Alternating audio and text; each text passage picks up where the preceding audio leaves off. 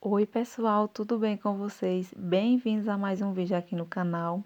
Hoje eu vim trazer para vocês uns modelinhos de doce, bem delicado, lindo. É um tema lindo que eu acho, no tema Chuva de Amor. É a primeira vez que eu faço esse tema.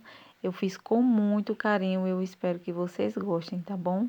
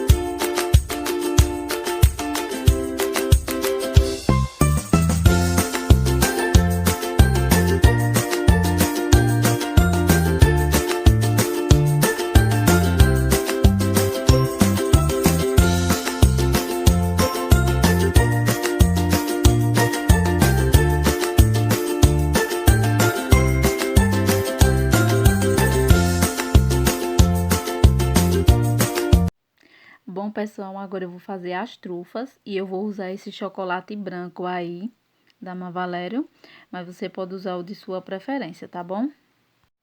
Já derreti aí o chocolate e eu usei esse corante para chocolate, tá bom, pessoal? Tem que ser o corante para chocolate. Eu usei esse na cor rosa, coloquei bem pouquinho para ficar aquele tom bem suave do rosa.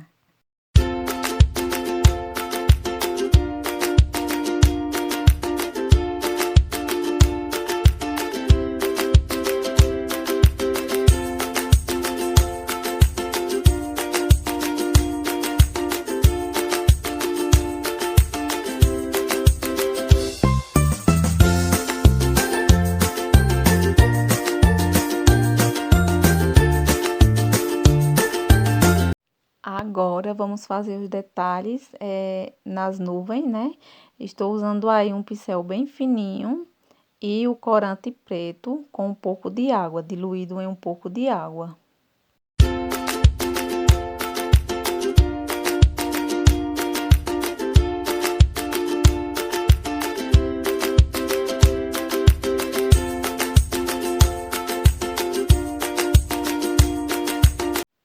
Agora, pessoal, vamos usar esse pó aí, é um corante em pó. Vou usar um pincel aí bem fofinho para dar um charme a mais nessas nuvens, né? Vamos colocar uma corzinha nessas bochechas delas, né?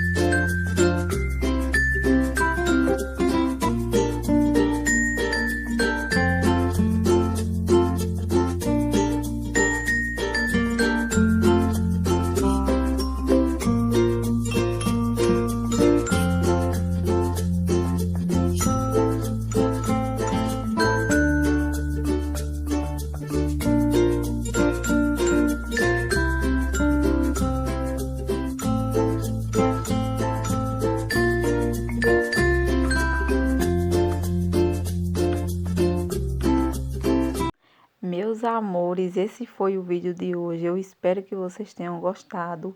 Se gostou, não esquece de deixar o joinha, tá? De se inscrever aqui no nosso cantinho se você não é inscrito. E deixar aqui nos comentários o que você achou, se você gostou do vídeo, tá bom? Fiquem com Deus e até um próximo vídeo.